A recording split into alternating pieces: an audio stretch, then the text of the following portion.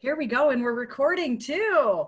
As folks are joining us, I just want to say welcome. My name is Lauren Bailey. I'll be moderating this fabulous panel. Look at all these all-star women that are going to be with us today. This is going to be a fantastic topic, and I'm so excited to learn more about it.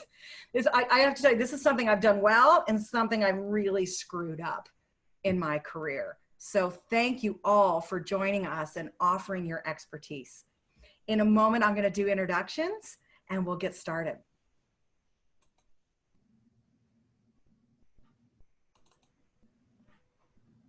Welcome to Having Difficult Conversations with Ease. And my all-star panel here, we're going to introduce everybody in just a moment.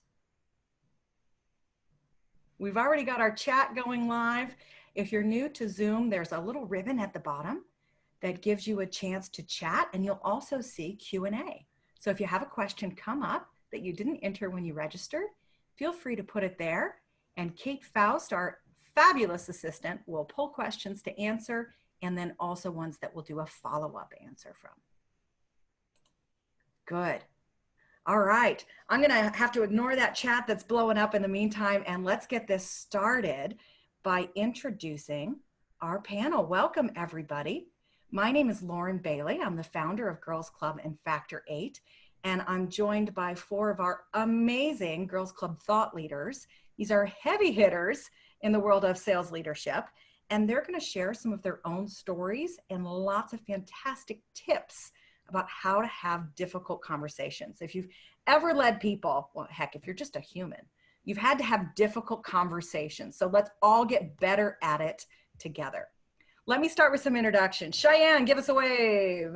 Hello, from Puerto Vallarta, by the way. Since 2009, Cheyenne has been working with great startups and technology companies across the US to help build out world-class sales teams. She's currently the VP of Sales and Customer Experience at Pet Desk in San Diego, as well as a freelance consultant that specializes in helping SaaS companies turn their sales teams around, increase revenue, and train their sales leaders. Cheyenne's also an author, Broken to Badass, which I love, and seriously, single mother of 6. Yep, 6, and a grandbaby. That is officially superhero status. Thank you so much for being here. Thanks for having me, Lauren. Cheyenne was going to do this session live for us at the Girls Club Finale Rise Up event. We'll hope to have her do it again next year when that's been rescheduled. We'll share some details of that at the end. All right, Wendy Mitchell Covington. Hello. Hi. Wendy's the National Vice President of Sales Success at TriNet. She's a high-energy, polished strategist who builds and scales sales organizations. So she's leading leaders of leaders. She spent the last 20 years in the HR outsourcing space, funneling her expertise into helping America's businesses improve and thrive. She's a leader of talent and believes high-performing salespeople are the engine that drive every flourishing company. I love that. Really cool. She's a people leader. Yeah, thanks for being here. This is fantastic. All right, Brenda Roper, give us a wave from Minnesota. Brenda is the VP of Global Sales Enablement at Thomson Reuters, based in Minneapolis, Minnesota. She's also held many sales leadership roles, but her passion is in seeing behavior change as a result of training. I wholeheartedly agree with that. She's trained over 15,000 salespeople, hundreds of sales leaders, and she loves to help create successful sales teams that drive revenue. Thanks for having me. Happy Yeah, to be. thank you for being here. Natalie, you're wearing 2 hats, expert and sponsor. Chorus is the title sponsor of Girls Club, and it wouldn't be possible without your help. Thank you, right off the bat. Natalie's the VP of Marketing for Chorus.ai. Every day she gets to help B2B sales professionals win more. She oversees all of marketing and sales development for Chorus, including product marketing, demand generation, and communications. She enjoys writing and speaking about sales and technology and is passionate about elevating the craft of sales. Now that's a badass panel. All right, let's talk about our agenda. We're going to start with some stories because we all have stories of difficult conversations. I'm then going to share a model that we've written at Factor 8 to help everybody through this. It's nice to kind of go back to that touchstone when we prepare. Cheyenne's going to do a role play with me while we look at the model. Pardon me. We're going to go through more tips, including a lightning round and then Q&A. All right. Are we ready? Our very first story, Cheyenne, I'm going to go to you. Tell us about delivering a difficult message. Yeah, so it was interesting when Lauren reached out to me and asked me to share a story. The first thing I can think when it comes to difficult conversations is when you're first learning. So when you first become a manager and you have to have your difficult conversations right out of the gate, so to speak, most of us haven't gotten any training around that. We don't know. You're thrown into the role. Maybe you were done or you did well in your role. You were promoted and now you're managing humans. And so a few things go into that. So right out of the gate, I think my pride was one of the biggest hurdles that I had to overcome. Thinking I knew everything and thinking everyone needed to be like me. I think those were my biggest, right? Yeah. You're like, I hit this number of dials a day. I was able to perform at this level. Why isn't everybody able to perform at this level, right? And When you're first promoted to management, it's one of the conversations I have with every group is like somewhere in those first few months, you're hit with this like massive disappointment, right? You've been a superstar. You've been an outperformer. And not everybody is wired that way. Right? Absolutely. So that was your issue, like one of your first performance conversations, was it? Tell us a story. Yeah, so I think one of my earliest conversations is, sitting someone down and saying, you've not been able to hit X, Y, and Z, and now you're in hot water with no expectations up front, right? Just assuming that they knew. With almost a trepidation there in that I believed that they were doing it intentionally, right? You're not hitting your dials. You're not doing what I'm asking you to do on these calls. You're obviously doing this intentionally. So there's this emotion that you bring to it because they're not doing what you're expecting them to do, right? So I think, and then the response that you get from that is not a good one. The pushback immediately, and then you don't get that turnaround because you don't have buy-in. There's no clear expectations. And now a resentment because you're holding me to something you've never even really talked to me about.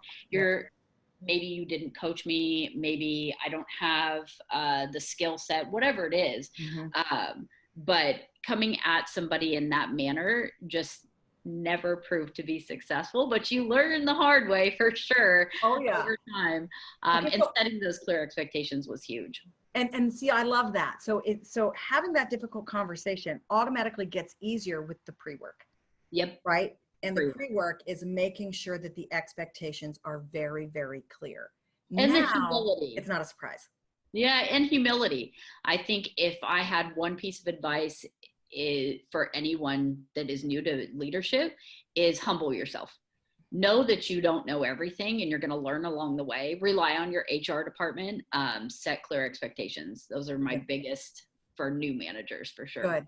Thank you for sharing that. All right. So we're going to jump to another level. Wendy, you shared a story and leading a leader who was struggling. Tell us about that. Sure. So there was a lady that I worked with for years. She started as an individual contributor. And from the day I met her, she said, "Hey, Wendy, I want to be a leader and I want to lead leaders." And I said, "Okay, I'm here to help you make that happen. You put in the work, I'll give you the direction and let's get you there." So over the years, she was one of our best frontline sales leaders. She had more energy than I have in my little finger. And she had so much creativity. It was amazing. And she said, "Wendy, I really, really, really want to lead leaders." I'm like, "Well, you've got to prepare yourself." So it first starts with brutal honesty. And her Achilles heel or her blind spot was her organization. And she had a lot of flavor of the day. So management style. And we know that won't get a team from here to here. So she worked diligently on her organization, on her flavor of the day, built processes in place to help her. And we both believed that she was then ready to move into leading leaders. So fast forward, she was in this leadership role for about 3 months and the wheels started to come off of the bus.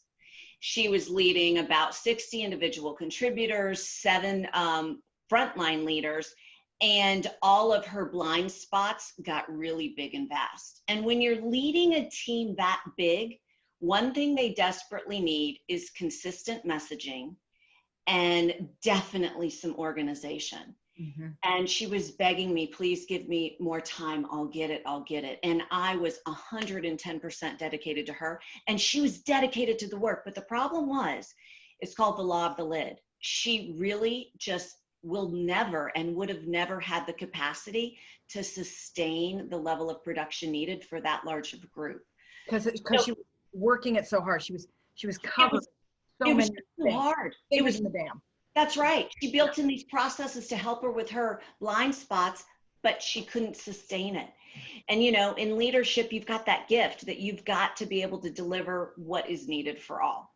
And so she wanted it so badly. You worked to get her there. She begged for more time. Mm-hmm. How did the conversation go? Yeah. So number one, it was probably one of the hardest conversations I've ever had as a leader, because I love this woman so much and she was trying so darn hard.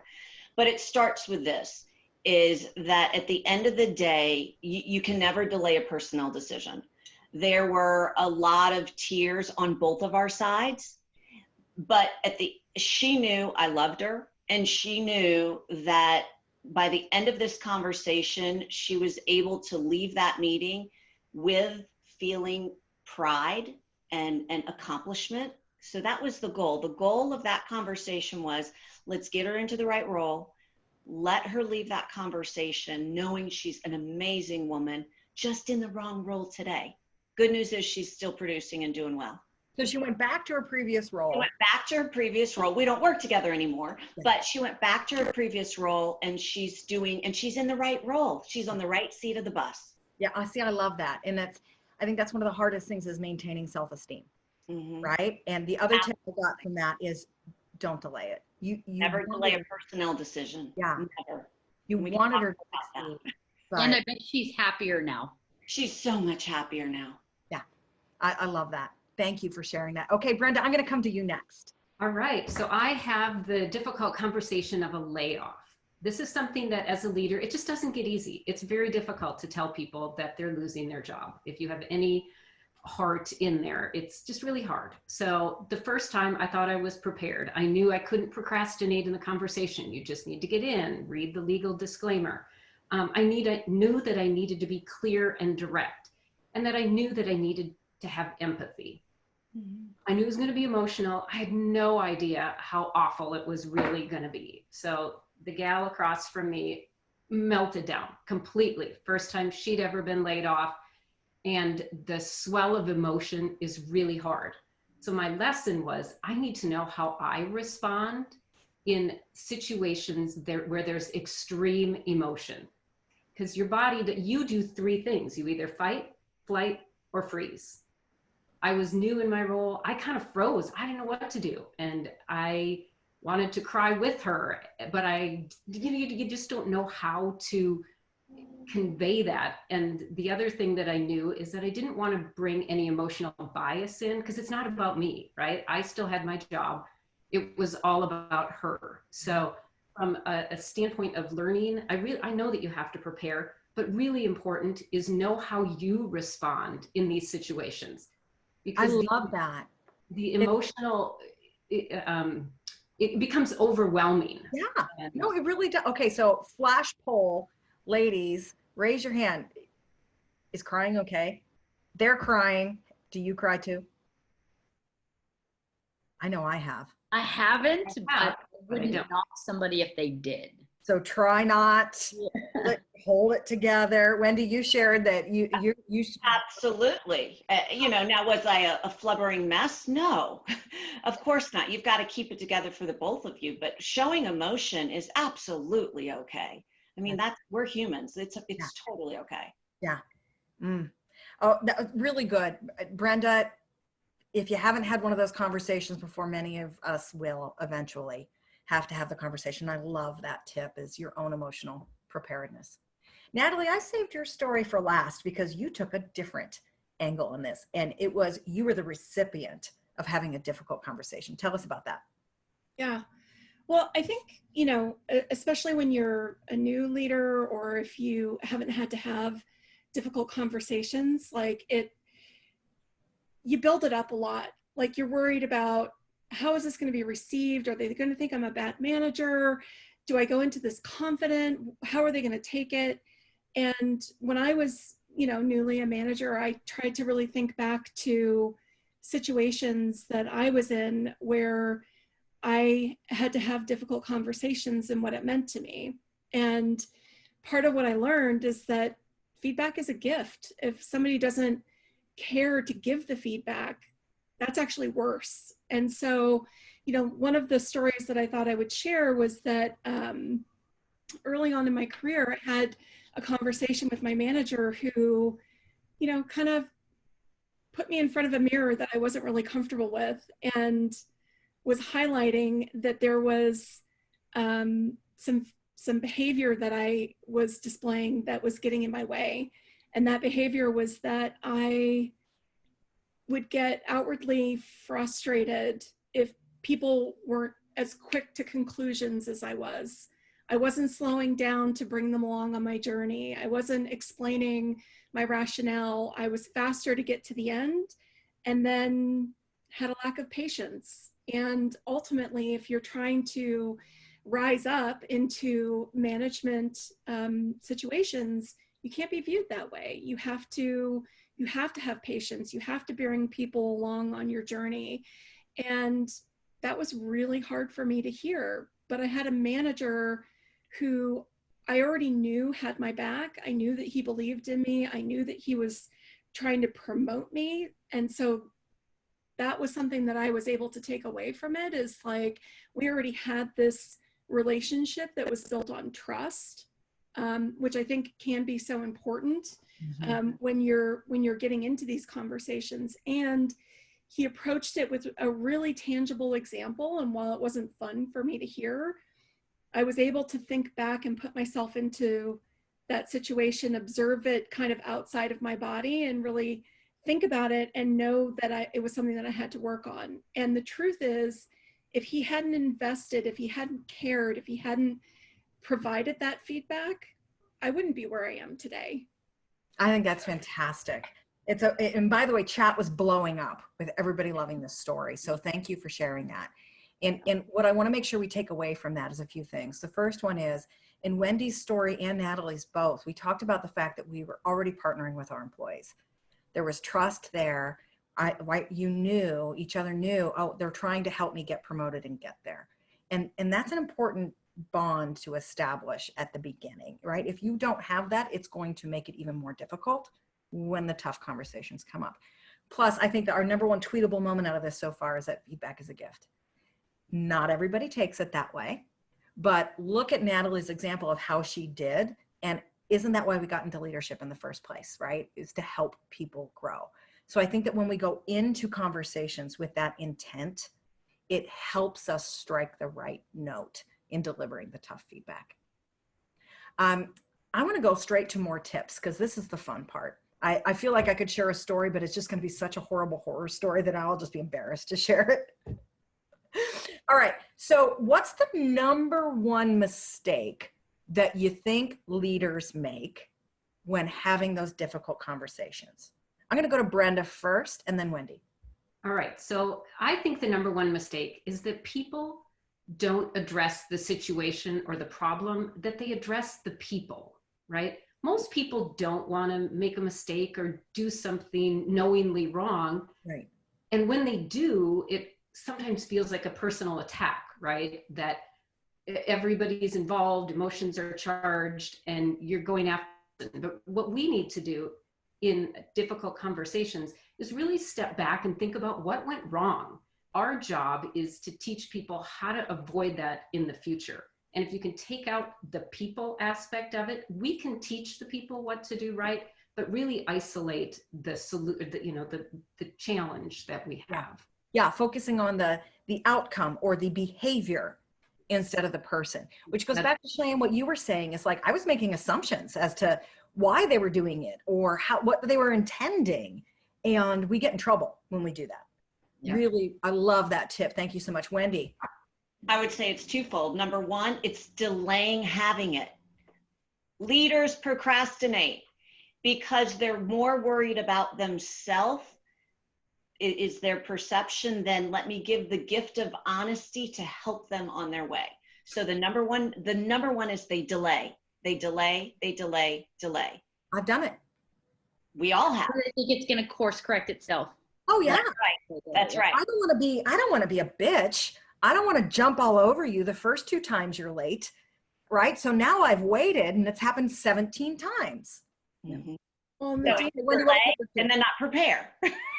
Delay and then not prepare.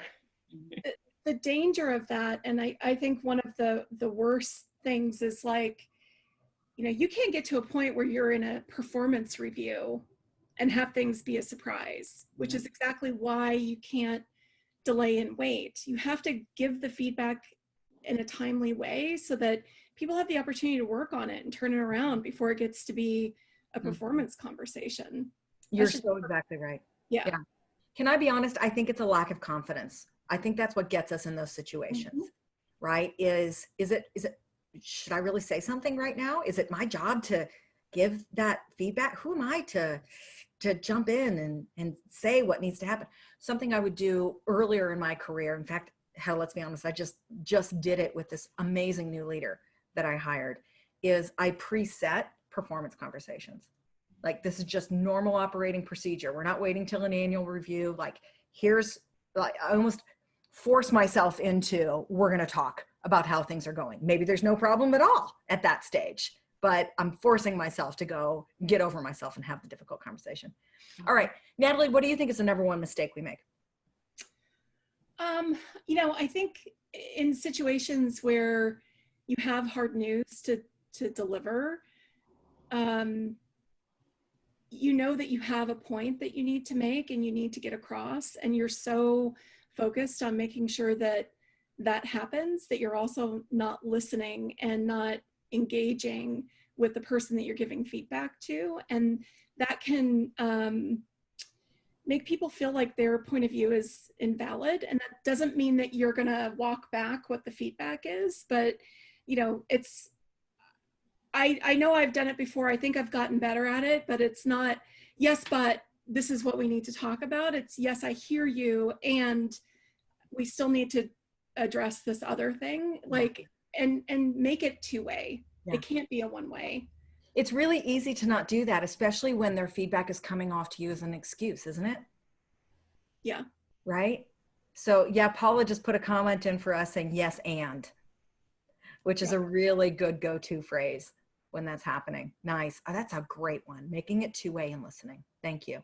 Cheyenne, number one mistake you think we make? I'm going to have to pull a Wendy and say there's actually 2 that I would say is, one, you have to set clear expectations up front, because difficult conversations come from lack of clarity, right? Almost always, right? Almost always. But I'd say in the conversation, and this kind of ties into what Natalie just said, but the phrase that I teach all of my leaders is seek to understand. Seek to understand, because when you go into the after training, hundreds of managers, thousands of salespeople at Yelp, there's so many different humans out there, and they all do different things, right? Don't if they don't.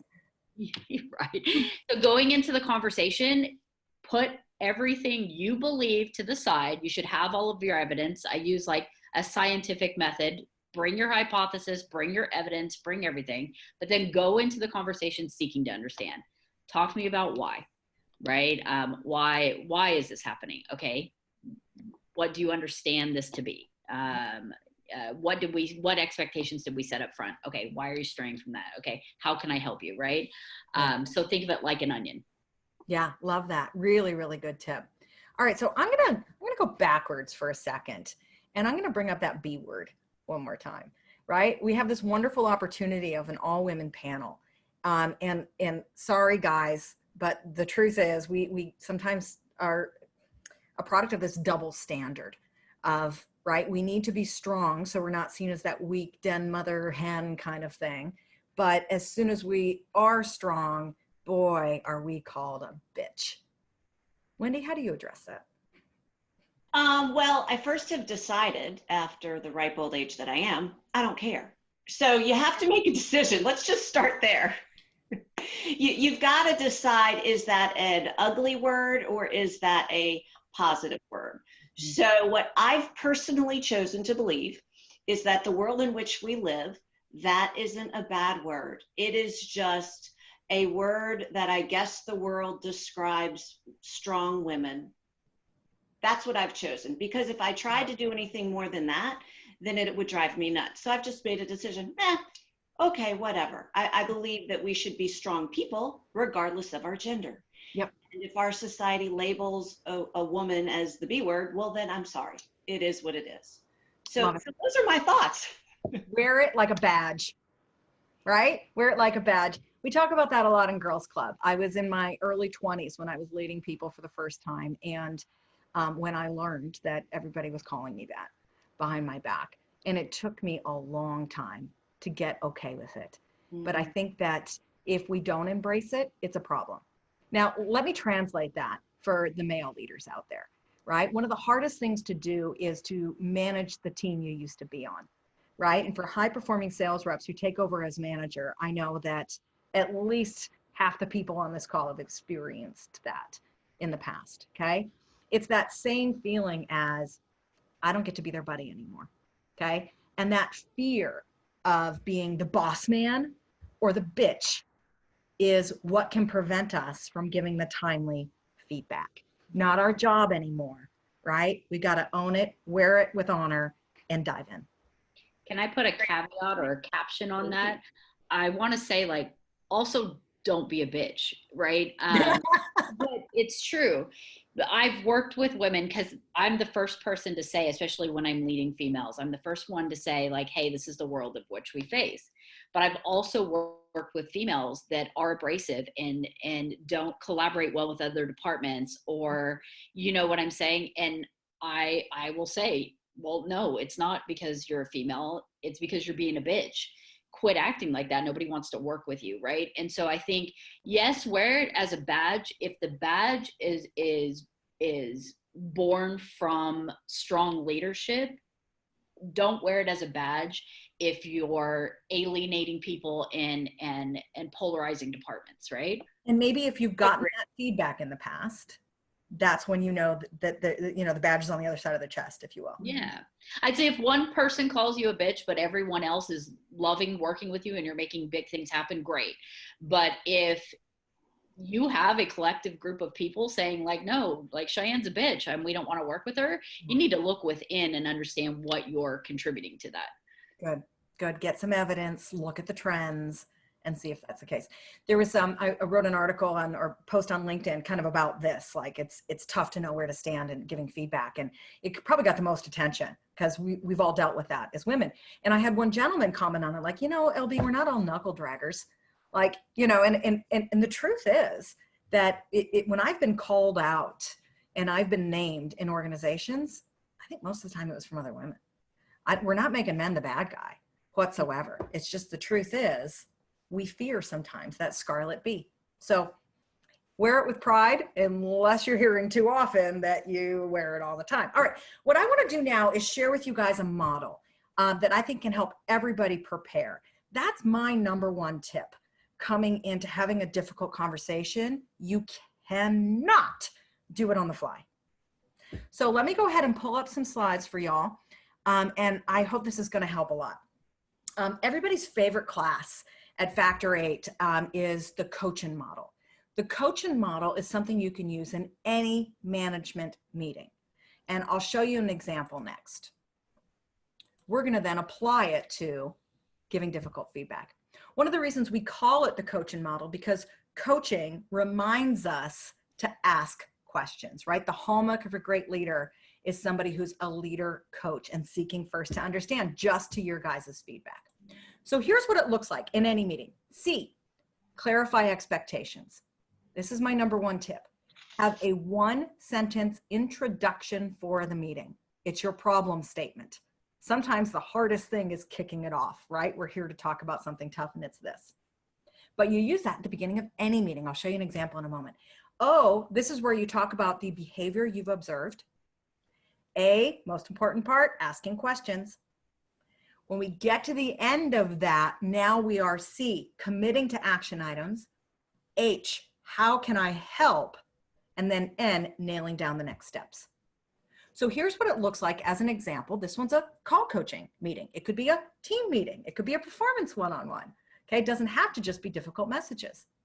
Last time we decided we were going to work on this, let's see how it's going.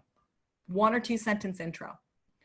Oh, this is what I've heard. This is what I've seen. This is where you're bringing data, especially when we're working with difficult messages. This is where we give some love and some praise. A is the part most new leaders mess up the most. Okay, asking questions. We stay here for a while, you guys. Don't bring your assumptions. Ask your questions. Have 3 or 4 questions prepared. Committing to actions is making sure that your employee or the recipient here is actually making the commitments. A lot of new managers walk away with all the action items, and that's not what we want to do here, right? What commitments are they making, and what are the next steps for following that up? Now, difficult messages, we added the letter E. It's the E-coaching model. E stands for esteem. Wendy, going back to your example of making sure that we're not losing someone valuable, making sure they can hold their head high. The E also is going to remind us of our 4 preparation steps. 1, the amount of time. You think you can have this conversation in 30 minutes? Book 60. Number 2, we have to have these conversations off the sales floor, not in a public setting, private, where we will not be interrupted. Data. This is where we bring the facts. Okay. Natalie, you said that somebody gave you a concrete example, and all these years later, you're remembering that. We cannot make assumptions here. Cheyenne, you said that was one of your biggest mistakes. This is where you cannot use hearsay. Well, the rest of the team is telling me doesn't work.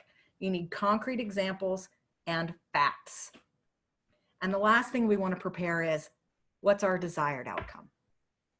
Right? Are we hoping that we're going to coach someone out the door?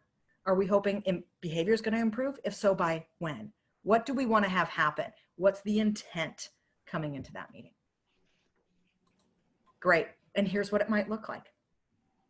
Cheyenne, we're here to talk about your performance over the last few months. I've noticed, here's the KPIs are declining. You're speaking less in meetings. You've also been missing more work, right? At this point, I could offer that evidence. My first question, can you help me understand what's happening? This is where we're seeking first to understand, right, Natalie? We have follow-up questions that come here. This isn't just what's happening, I'm not listening, and we're moving on. I really want to understand and help here. This is where it comes to life. When we're committing to our action items, it looks like this. What concrete actions can we take to turn this around quickly so that you are meeting those expectations? Let's write these down. What can I do to help you is next. And then we set our follow-up. How much time do they have to turn this around? Do we need to meet on this again? Let them book that meeting and bring the performance back. I feel sometimes like we just take the weight of the world on us, and we're there to understand why they do it and make the assumptions why and figure out how they're going to solve it. And we'll take all the actions and we'll book all the meetings. This is our opportunity to shine a light and hold up a mirror and let them grab and improve. Feedback, comments, or questions from the panel? Now, I think, oh, sorry, go right ahead, Brenda. I was going to say at the beginning, it's really set with a nice positive tone. When you have to have a difficult conversation, if you bring negativity into it, it just makes it twice as hard, right? Put yourself in a good positive position to start it off on the right note. I love that. And that's really what the goal is. Like, my goal is to help her start meeting expectations. My goal is to have her feel confident when she walks out.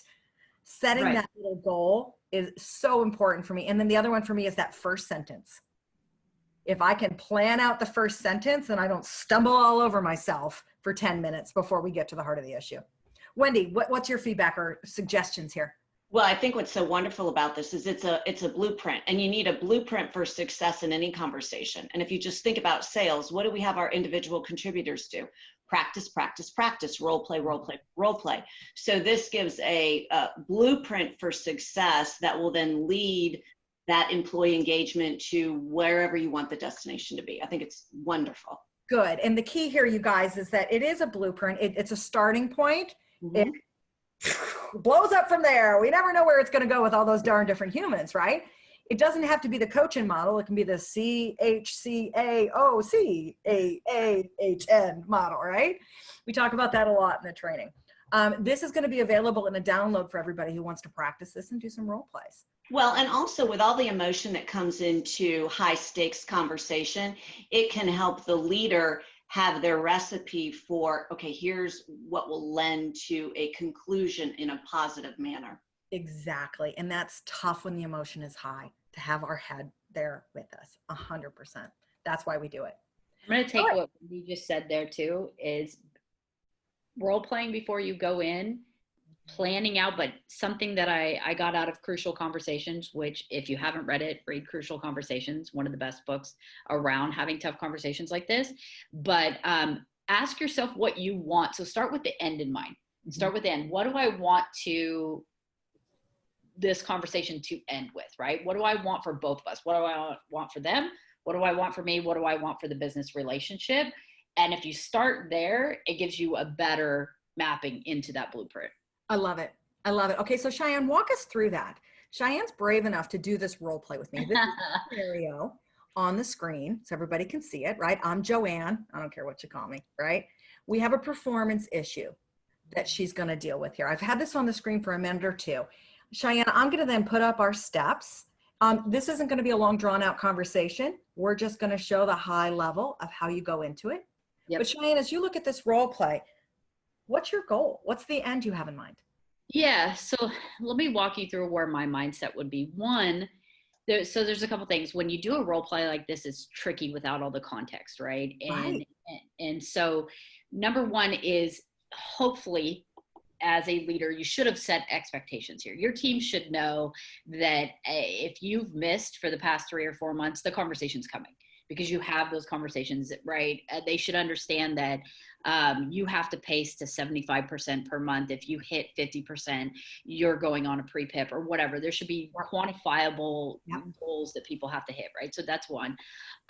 Two, this shouldn't be the first time that we've spoken about it. If she's missed for 3 or 4 months, we should have spoken on the first month. We should have spoken on the second month she missed. So this conversation here is probably our 10th conversation by now, because it's not even once a month. You're having them consistently. Love it. So this would be, at this point, you've had numerous conversations on this, right? I love it. All right, good. I'm going to pull up the model. Cheyenne and I are going to have fun. If we go too long, I'm going to cut it off so we have time for more tips. And Wendy, Natalie, and Brenda are going to give us some feedback. Okay. Here we go. So just as a reminder, right, here's the coaching model. And I've just shown up into your office or on Zoom. Go. Yeah. Hey, Lauren. Thank you for taking some time to speak with me. Sure. What's going on? Great. Well, so I wanted to talk to you. You know that this conversation is about your performance. We've had several of these conversations leading up to this one, and nothing has really changed. So talk to me about where you're at right now. Well, I have been trying a lot harder. I think that I'm putting in a lot more effort, and I've just been getting worse leads and not getting a hold of people. And to be honest, it's been really, really frustrating, because I want to perform. It's just not happening. I think I've just been really unlucky. Got you. So from what you're saying, you feel like you've been working really hard to get back to performing. Yeah. So let's take a look at your metrics. It looks like, what is the average call volume that you're supposed to make per day? 55. Okay. And you've been making 35. So you're making just over half the amount of calls you're supposed to be making, right? Yeah. And if you look at talk time, what's your daily talk time supposed to be? Well, it's either 55 or 2 hours. And sometimes I focus more on that talk time. I don't want to end a call just to, if it's a good call, just to get another dial. No, absolutely. And your talk time should be high, but your talk time, you're averaging right now about 57 minutes, right? So you're about half on both. Yeah. Yeah. And so talk to me about what are you using to determine that you are working harder? Well, I've just been putting a lot of more effort in. I've been dialing the phone sooner. I've been trying to use the feedback that you were coaching me on. I've been listening to a lot more calls. Got you. So I've been using Chorus, right? And I've gone in and looked at the number of calls you've actually listened to, and you've only listened to 2 this past month. So all of the metrics that you're telling me that you're working harder aren't lining up with what you're saying. So I feel like there might be something bigger here. What else is going into this? Yeah, you're right. I just haven't been giving it my all. My cat died and my boyfriend broke up with me, and it's just been a hell of a month. And I just have to own it. That's good. I'm glad you're owning it. Thank you for that. This is the 4th month in a row though. So what we need to do is we need to put some really strong action steps in place and some KPIs that I know you can hit, because we got to control what we can control, right? So let's control the controllables this next week. And we're going to do this week by week, because having these big time spans in between isn't helping you. And it's actually causing it to be just a long problem. So let's put some weekly benchmarks in place. And I'm going to check in with you every day. We'll do a one-on-one again on Wednesday, and then we'll talk again at the end of the week, just to make sure you're pacing this week. But what I need you to do is hit those metrics. So you're going to shoot for how many dials per day? 55. Or 2 hours. Or 2 hours.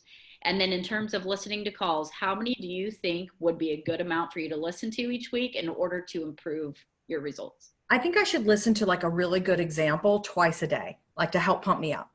I love it. That's great.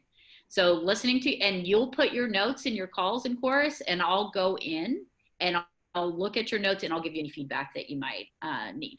Does that work? Yeah, good. Okay. I have faith in you, but it's been 4 months. So here's the thing. I need to see immediate improvement. We've been talking for 4 months. You've got to control what you can control. We're going to have these conversations. If by the end of this week you're not pacing, the conversation's going to get more serious. Again, I have faith in you, but you need to do this, and it's on you. Thank you for giving me a chance. I know I can do it. Perfect. How can I support you this week? No, you're doing it. This is, I've got everything I need. I'm just going to go do it, and we'll check back in a week. Perfect. Let's do it.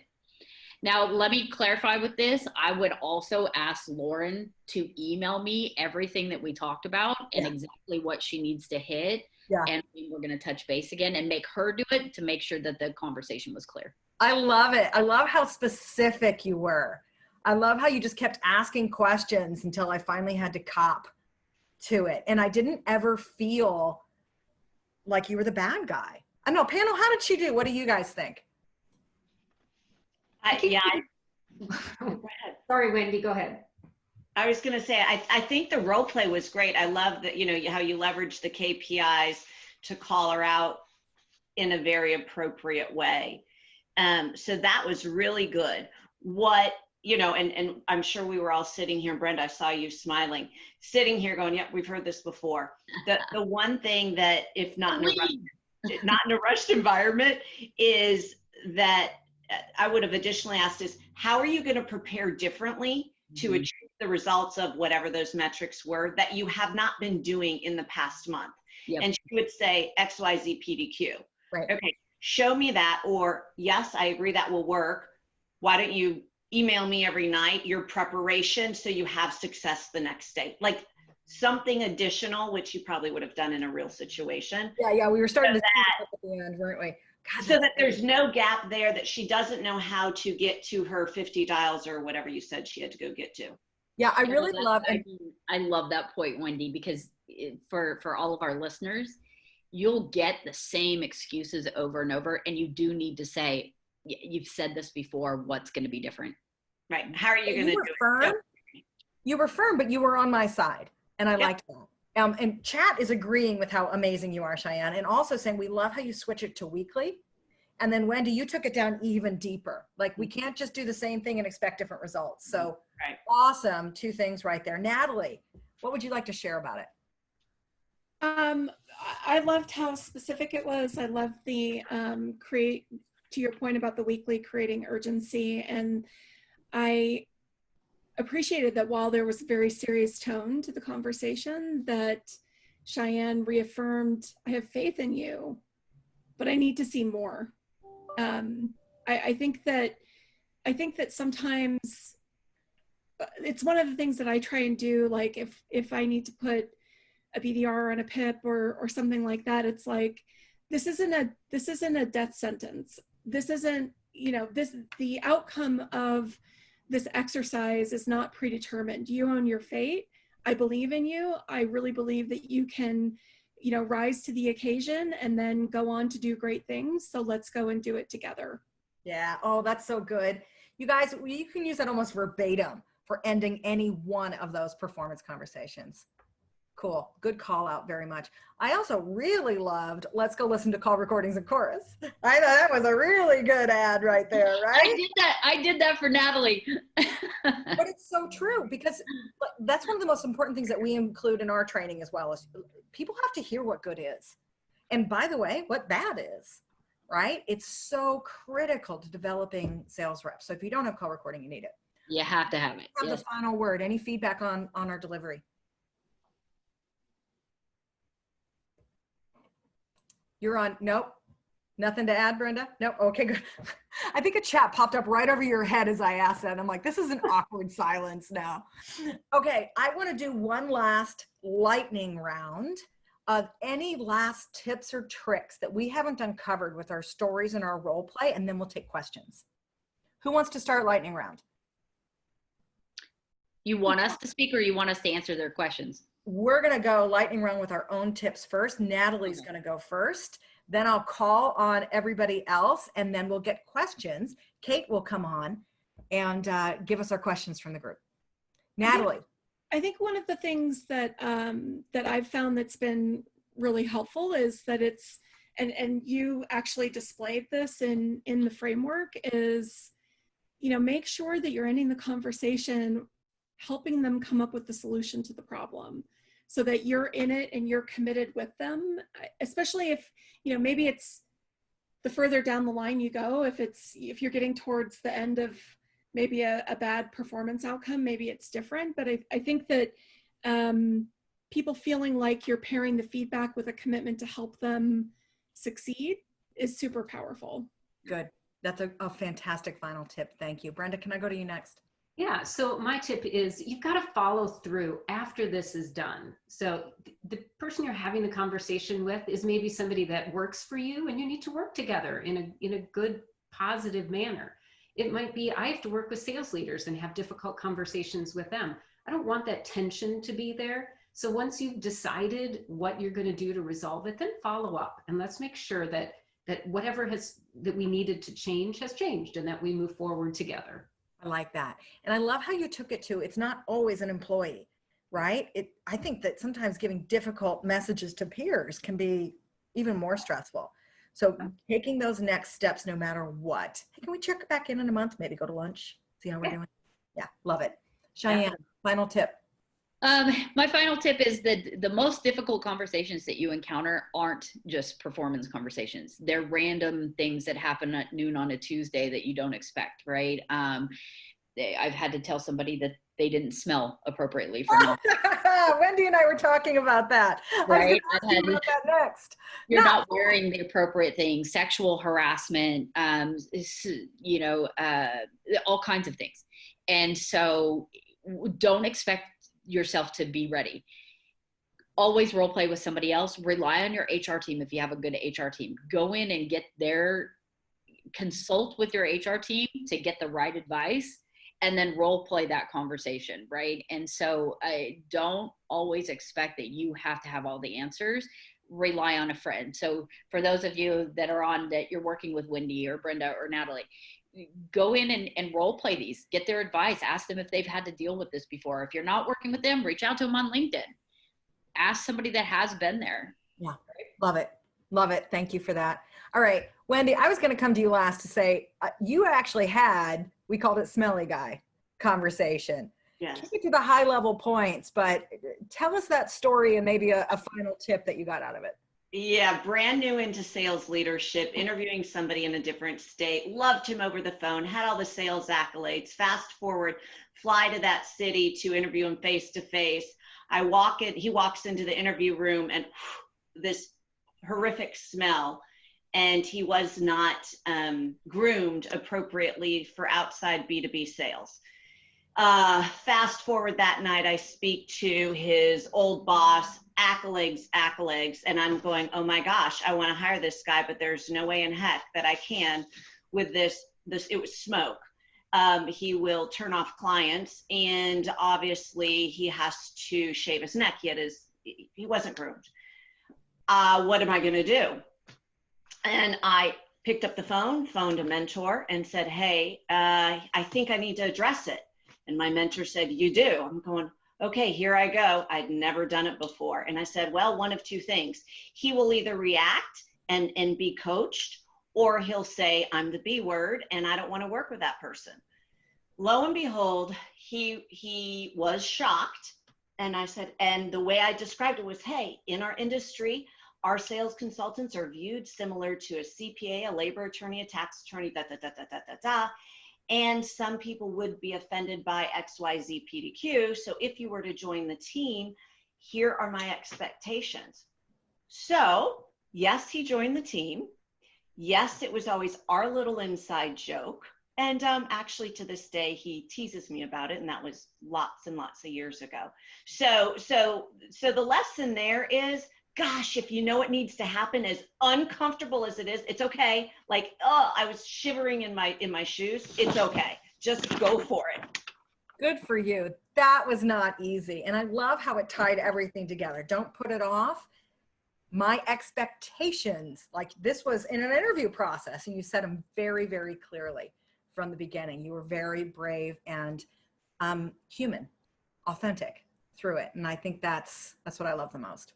All right, we're going to take some questions from our panel. Can I throw one more, Lauren, just because it has to be said. In our world right now, with us being remote, don't do anything over Slack or email.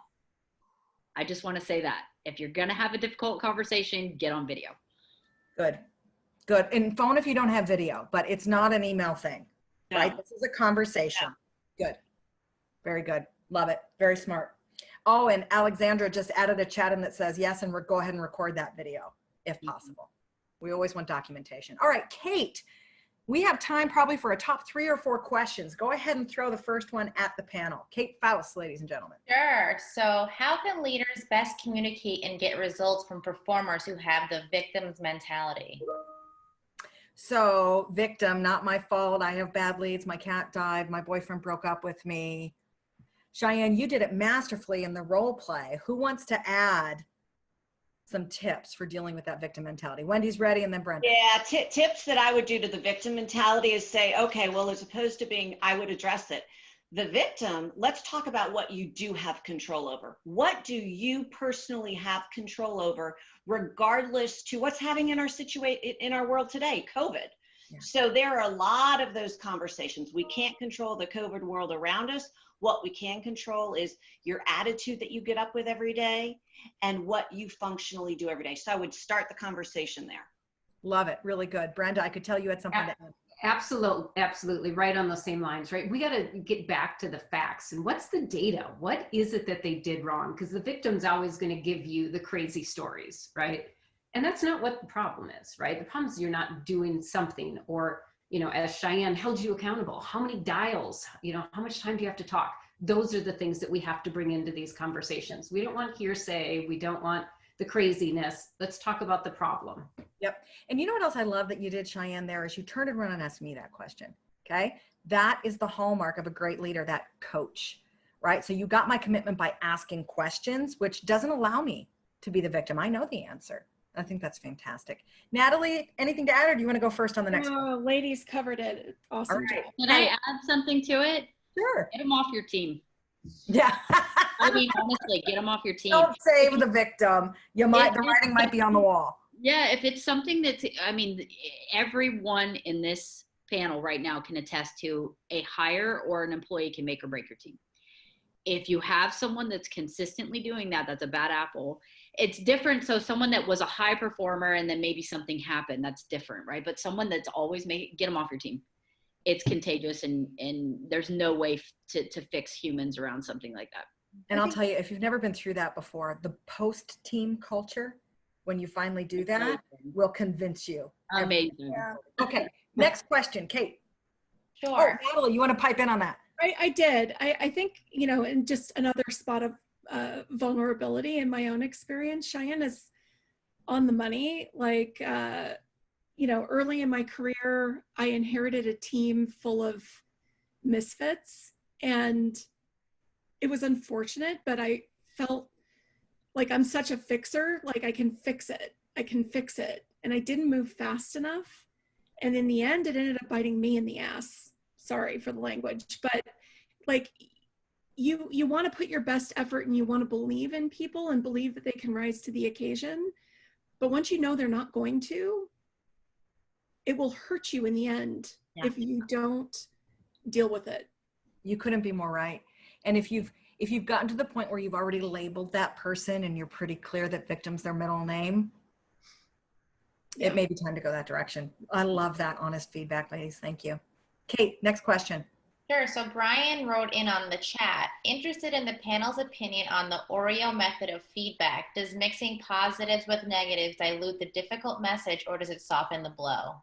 The S sandwich, the Oreo method, right? So I'm going to go first on that one. When we built the E-COACHN model, it starts with observations, right? And I absolutely think that where appropriate, we can add positive into that. Then we move into questions. I think, unfortunately, Brian, most people see the Oreo coming and they kind of discount it. What do you guys think? I think the exact Oreo method is almost like the but. You know how people say da da da da da da, but. Right. Mm-hmm. So that's why I really like the method that you outlined, because it helps provide people's self-esteem, as well as get down to the nitty-gritty of whatever the problem is and how's it going to get solved. And we're ending with a vote of confidence. That's right. Confidence in the plan. Instead of just another compliment, it's a vote of confidence at the end, or the other layer. Natalie, what do you want to add to this? I think that if you artificially put compliments around it, it feels inauthentic, and it actually impacts the trust in the relationship that you have. And like what we were talking at the beginning of the conversation, if you're doing the work to build up trust, whether it's a peer or an employee, they know that you want to have a productive relationship, that you're in it to help them grow and you want them to succeed. Be honest. That's what they want. Yeah. That's what they need. Everybody in chat's agreeing with you 100%. And I will tell you that when I put on the hat of the rep and Cheyenne was giving me the feedback, had you started with a lot of, I think you're fabulous and you're really good at this and you're really good at that, I probably would have taken it and run and not heard the rest of the message as clearly either. When it's time to have a difficult conversation, just go right between the eyes. I think positivity can be helpful if you use it as evidence, right? So what I mean by that, if I have a rep, so let's say in that conversation, it was one of our first conversations and you were slipping and you had lost confidence in yourself, I can pull the data and say, like, look what you were able to do last year. Look at the dials you were hitting. Look at what your talk time was. Look at what your revenue was. Like, you can do this job. I know you can do this job. You've been able to do it. So what's happening, right? So I think if you use it in that manner, absolutely. But people can see an S sandwich a mile away, and you don't want to do that. Unfortunately, it's true now. It is. It's very true. All right. I'm going to wrap up with a few things. Thank you very, very much, Cheyenne, Wendy, Brenda, and Natalie. I think we could do this for a few more hours. Unfortunately, we can't. Cheyenne and Brenda and I are going to tackle questions that we didn't get to in email follow-ups. I want to do a thank you to Chorus, our sponsor for this webinar, and who made Girls Club possible. Yes, definite golf clap for Chorus. You need that data. If you don't have it and want it, you want to check out Chorus. You've heard me talk about Girls Club multiple times. Girls Club is a management readiness program just for women. So if you loved the idea of not just having the skills, but insights from powerhouse women, Girls Club might be for you. We will open applications October 1st for our 2021 Generation 3 cohort. And we have finally rescheduled our finale summit. We are a limited number of seats at this. So if you loved this and want to be surrounded by this for a day and a half, check out Rise Up at wearegirlsclub.com/Rise Up. While you're there, sign up for the mailing list so you're the first one to be notified when our scholarships open for next round. This is a picture of the download. The download's going to talk about the setup, preparing with the coach and message, and some tips for delivery. And here are my virtual training tips to make the most of this. Okay, if you listen to this and want to share it with the rest of your management team, send them the replay, assign some homework.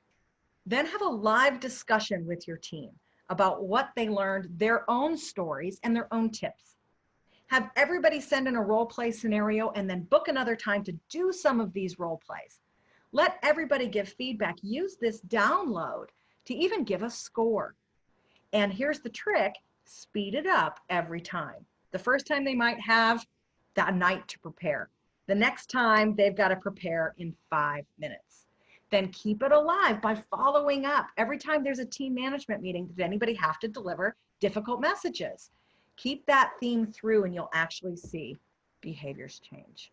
Hope that was helpful. If you like this class and need more management training virtually, you can check out Factor 8 in the sales bar. One last round of applause, ladies. And thank you, Lauren, for being awesome and being such a leader in the space. Oh, how kind. Thank you so much. Thank you so much. Really appreciate it. Appreciate it. Great comments and engagement, everybody. Thank you. We'll see you next time. Bye. Have a great day.